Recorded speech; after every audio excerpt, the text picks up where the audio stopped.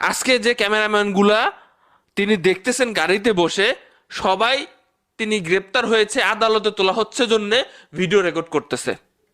এখন তো সামনে হাত করা দেখেছেন, তাকে আদালতে তোলার সময় পিছনে হাত করাটা পিছনে দিয়ে রাখছিল। এই কাজটা সে একজনের সাথে করেছে, সায়েমের সাথে করেছে।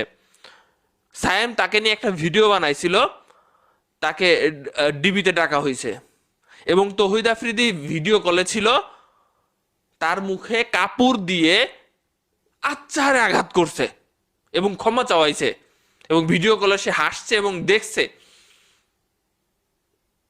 হাসছে এবং দেখছে। বুঝতে পারতেছেন?